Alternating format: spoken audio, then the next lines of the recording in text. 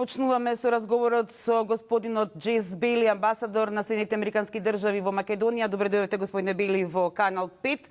I will first ask you about the reactions in the United States about yesterday's election. But first of all, I would like to congratulate you on the new president of the United States, Mr. Donald Trump. Yesterday, and so far now, we can see in America wide protests in all big cities on the east and west coast. So can you comment something on that? Well, I think what you've seen in the United States over the past year, that we have a divided electorate, and people feel passionately about their views. So, of course, they have the right to protest if that's what they want to do. But I think the most important messages came out yesterday from Wednesday night, from President-elect Trump, from Secretary Clinton, and yesterday from President Obama, who all stressed the need for the country to come together. Elections are about highlighting our differences, and now is the time to come together, to put partisan feeling aside and let it yield to patriotism. I believe that that will happen. It's, as the President said, it's one of the hallmarks of our democracy. So all of us in the government will be very focused not only on carrying out our policies and programs, but also on working on the smoothest possible transition. Yes, we could see very, how can I say, angry people, young people on the streets of LA and New York City. Is it some kind of introduction into some kind of colorful revolution as we saw here in Skopje? You know, public protest is a normal thing, and so I'm not going to say what motivates them. I think they're wanting to express their frustration. That's a perfectly normal thing. At the same time, as I said, I think the country is going to come together. That we are going to work together as Americans. As the President said, we're not first Democrats, we're not first Republicans, we're first Americans. Yes. Today, Mr. Trump entered into White House, so it means that he will have, from January 20th, he will have supreme power in the United States over Congress, and even to change Supreme Court, some judges in Supreme Court. It means that he will have very big supreme power in the United States, as no president had in past 80 years. What do you think? There will be some kind of changes in American policy, considering that big power he will have? Well, I think it's important to put two things in context. Yes, the President and both houses of Congress will belong to the same party. But the power of the President over the Congress, that's not how it works. They will be of the same party, but it is not a parliamentary system where the Congress necessarily follows the lead. But let me, yes, they will, but there's some members of the party who have different views as well, as we've seen.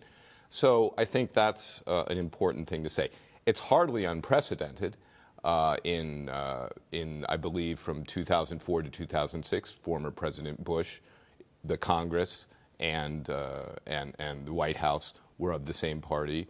For President Obama, from 2008 to 2010, he had the same authority.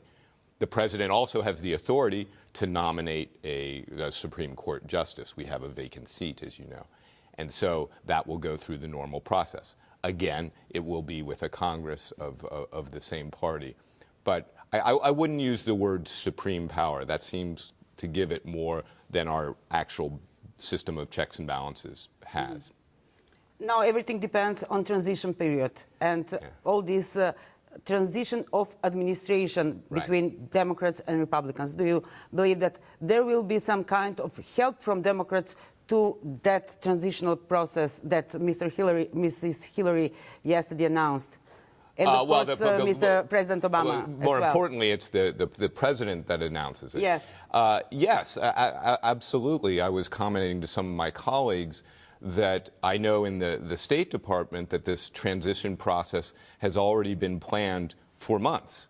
irrespective of what the outcome of the election would be. So yes, right now we will be, as I said, working on the last months of the Obama administration on those priorities, but we will also making sure that we provide information, advice about the foreign policy challenges and opportunities we see around the world. And we will make sure, as Secretary Clinton sent out an instruction yesterday, make sure we have the smoothest transition possible. Now about the reactions, Mr. Putin was congratulate Mr. Trump, but in European Union, Madam Merkel and Mr. Hollande was a bit skeptical, although they, of course, congratulate him on this election. Do you think that there will be any kind of change of policy for Mr. Obama, considering the fact that during the election period, Mr. Obama said that Mr. Trump is very dangerous about the red button? You know, I think what we'll see right now is the president-elect will come in, he will get his briefings. I think starting today, in fact, he gets the same briefing, intelligence briefing that the President of the United States gets starting today. His team will come in. We will explain to them the opportunities, the priorities, and then it will be for them to make decisions. I think I would just say from my experience, I've been in the Foreign Service officer for 31 years now. 15 of them under Republican administrations and 16 of them under Democratic administrations. And I would just observe that the challenges and the opportunities, indeed, in the world right now are not going to change overnight because we have a change of U.S. administration. And I also believe that American interests and values also don't change overnight. Okay, but considering Macedonia, in Macedonia there is an opinion that Republicans are on their side considering the name issue with Greece. So do you think that Republicans will be more in favor of Macedonia in this period of 4 years for solving the name issue with Greece? Well, I would say, I would give two observations. The United States has had a pretty consistent policy towards Macedonia since its independence, which has just helped the country become a prosperous, resilient, inclusive democracy that's part of Europe.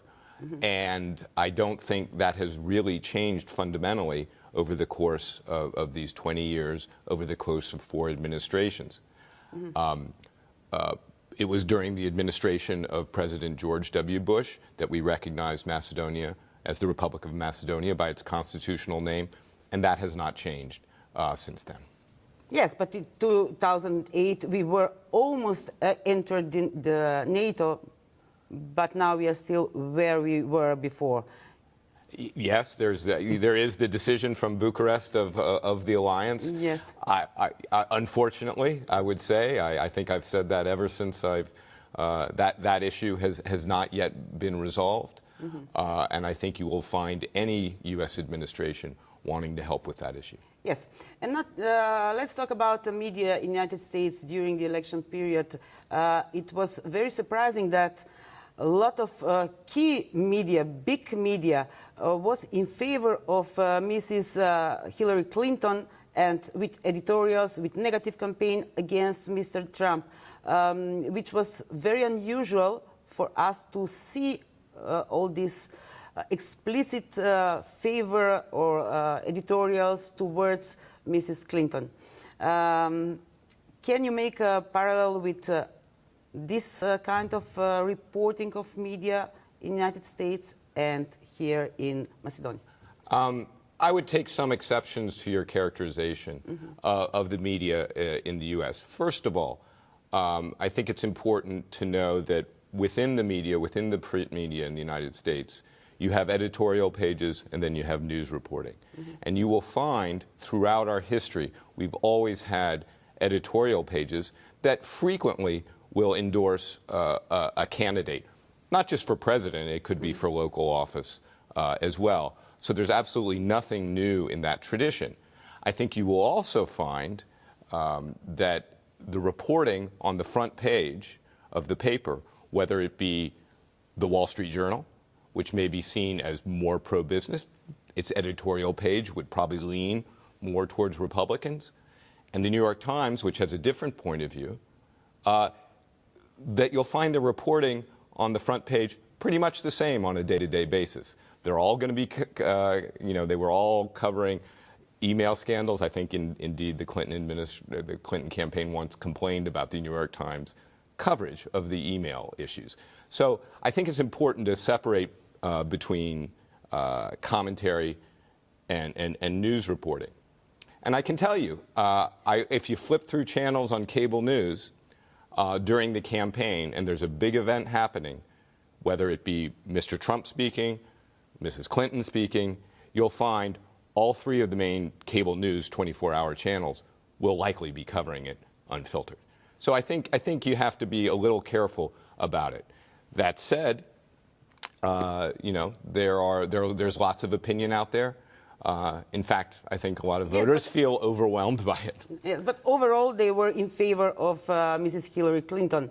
I mean, we can see from the pages, we can see from reporting, from length and so on. But let's talk about media in Macedonia, including Channel 5. Do you think that something is changed or something is good, bad, better? Well, I think, as a result of the agreement on July 20th, yes, there was a new way of monitoring. There's no ad hoc body in the United States. No, there's not. I think, as I say, I think you would find that issues are covered fairly well across the media, despite, when you get a round table of people commenting on that speech or that idea, of course you're going to get personal opinions and so forth. So I would say that based on the monitoring I've seen, I think people have told me they see a difference. They see the media as perhaps more balanced during this period.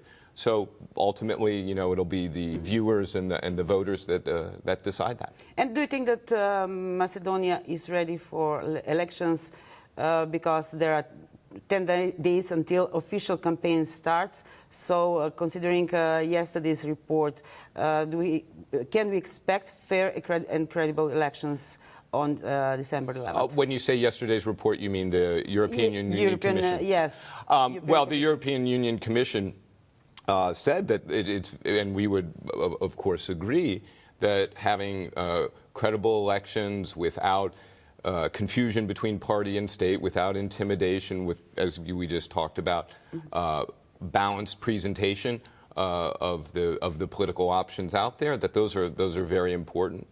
My sense from talking with various players here in Macedonia, that the political parties are ready to go to elections, and so I think those will go forward. It's important that those fundamental principles maintain during the election, and we'll see how it goes. Of course, the elections will be monitored as they have been in the past.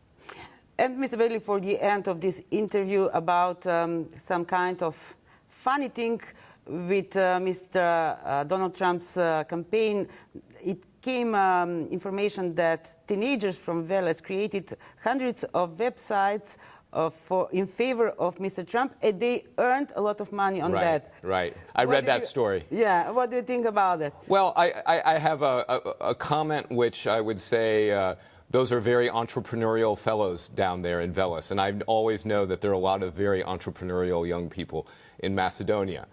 My second comment on that would be more cautionary. Mm-hmm. I think in this age of social media, it's very important for people to sometimes, when they see something come across their cell phone or their web page, to take a moment to think, is that really true?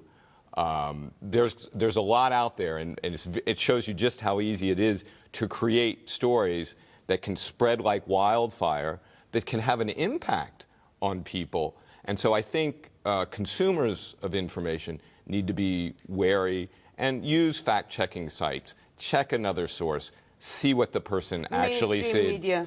Well, not necessarily mainstream media, but websites, and look at other sources before, if it sounds odd, if it sounds crazy, it just may be not true. So, Mr. Beјli, thank you for this interview, and thank you that you came for the first time in Channel 5. Thank you very much.